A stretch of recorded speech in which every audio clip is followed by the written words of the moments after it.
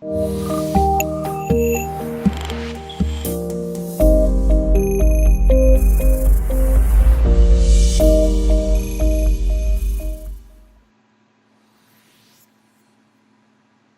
everyone, welcome to the Deck Tech series. So like I said in the previous video, we are adding new playlists to my YouTube channel so it's easier to find the information that you're looking for.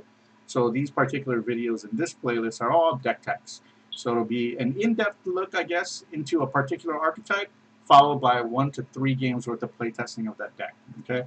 So with all that said, let's get started. We're looking at Miracle Rogue here.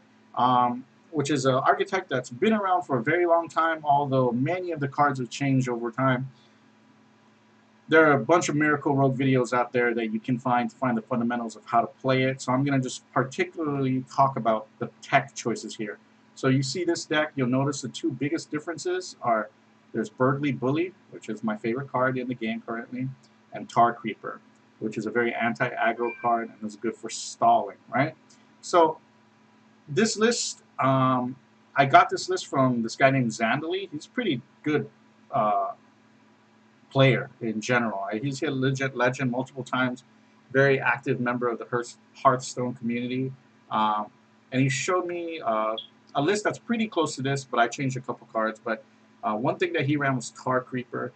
And I find that a lot of Miracle Rogue decks don't run that at all.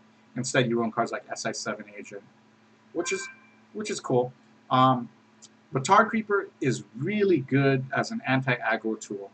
And I think that's important for Miracle Rogue because cards like SI7 Agent are great, but a lot of times you don't want to waste your cheap activators for board control. And Tar Creeper kind of accomplishes the same thing.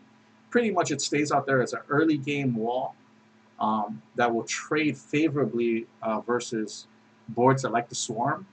And it does pretty well against that. Buys you turns till you get so you can get into your gadgets end turn and do crazy shit. And that's why I think Tar Creeper is good. And Burgly Bully, of course, is another good card. But let's talk about the deck in general. So how does this deck win? And that's the number one thing with the deck. And this deck wins by playing a lot of cards in one turn. And basically, it just out-tempos your opponent because you just do so much. And you drown your opponent in card advantage and tempo. Now, some decks run Arcane Golem, Arcane Giant, or whatever, and that's the one that's an 8/8, and it gets cheaper for the number of spells you play. And that's a great card as well. But I don't think it's a necessity in order to win, and it can be clunky because really, if you don't get the spells off early enough, it's difficult to make use of that card. And really, an 8/8 is not that crazy per se. You know, like it can be dealt with. Instead, I like Questing Adventure and Sherazin. So those are pretty much my win conditions, and Van Cleef. So pretty much I'm just looking to drown my opponent in card advantage, deal with this board, and just build a bunch of value. And then I want to stick a Questing Adventure, a Van Cleef, or a Sherazin on the board in a situation where my opponent can't deal with it, right? That's how I win with this deck in particular. Against aggro, all you have to do is just reach the latter parts of the game where he can't deal with your threats. And against control, you just beat them with card advantage before they, you play 30 cards when they play 15, So that's how this deck kind of wins in a nutshell, right? So we'll go through everything quickly. 2 backstab because you want the early removal against a lot of cards, and paired with the hero power, this is very effective. You want coins. It is helpful. It's a cheap spell. It's good to get out early. Van Cleef, double prep, which is just much needed. You definitely need double prep.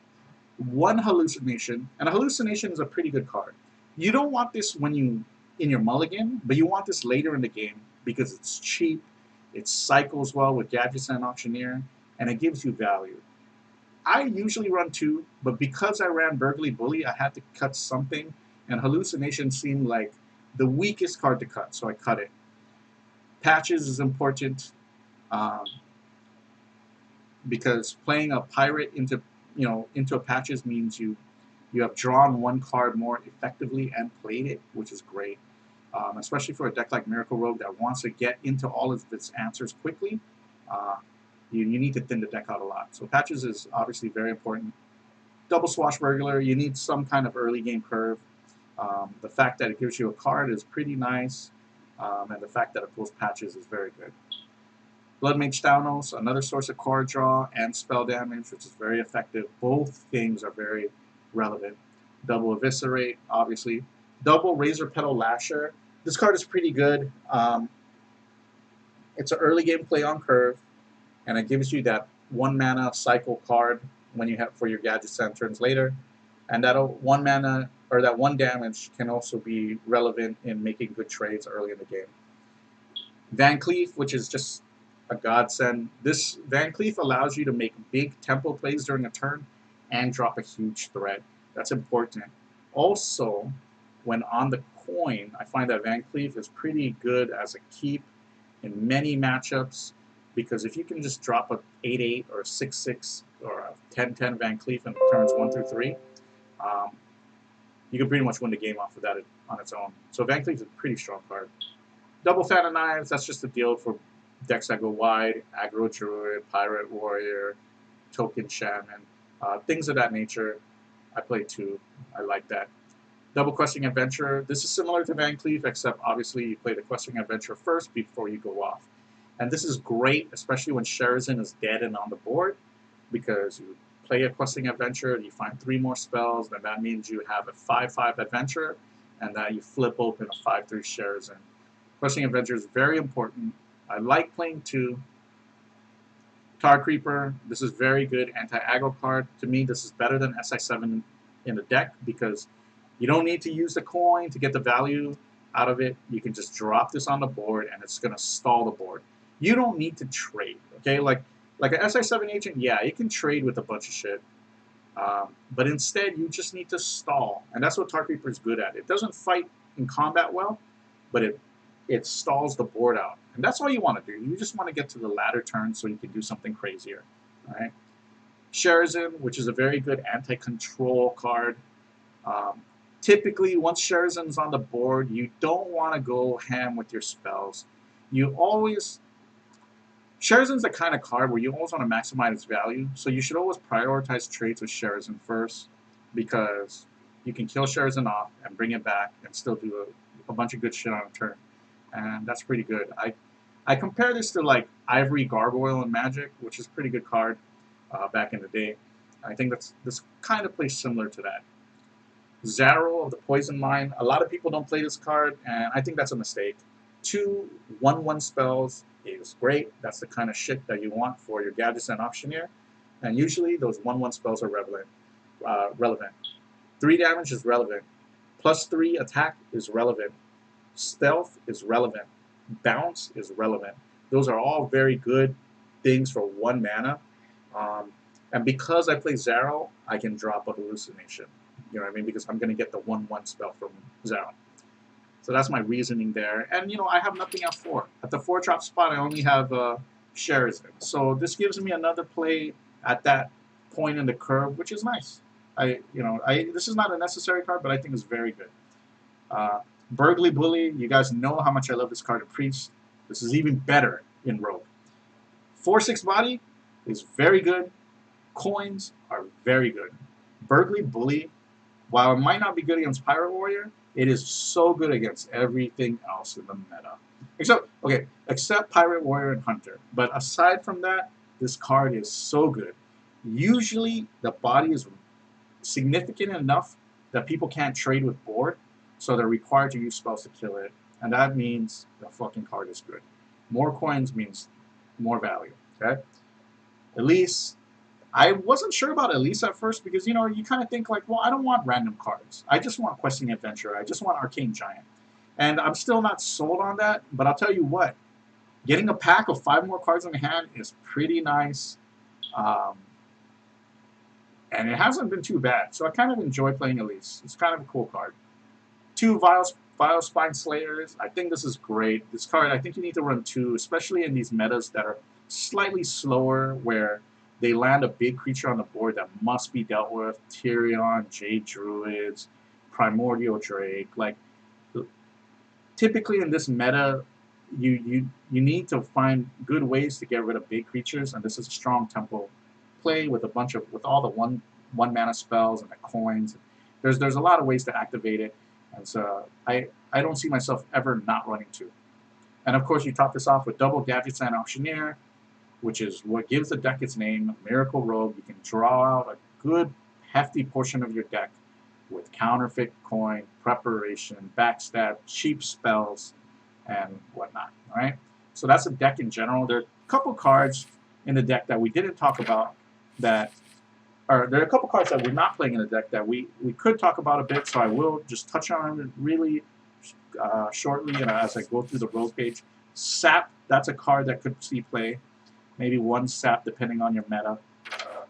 Weapon removal, I don't think it's that important, but there's always that option.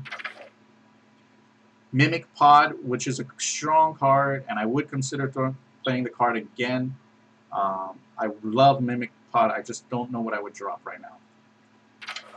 Shaku the Collector, this is actually not a bad card. I enjoy this card very much, but the body is just not relevant enough.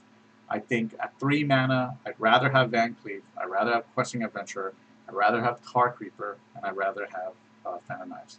So that's my only argument.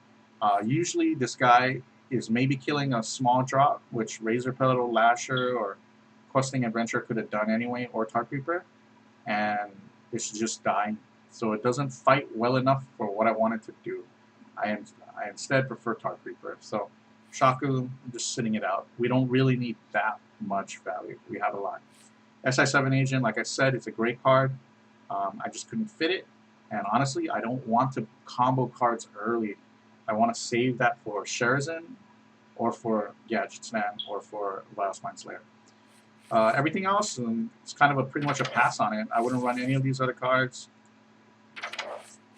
Yep, nothing. Maybe Thistle Thief. Thistle Thief is actually a pretty interesting card. But yeah, I don't think I could fit that in. Yeah. Okay, that's the deck. Let's get a few games in. How about that?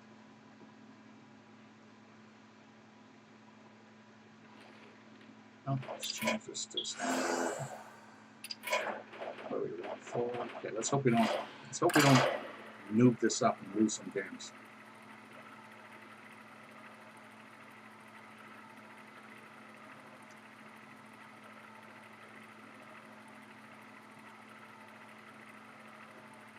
So remember, this particular playlist, the deck tech series, are just deck techs. So we did a 15-minute deck tech, and then straight into 2 or 3 games with the deck to see how well it does, right? So let's give it a run.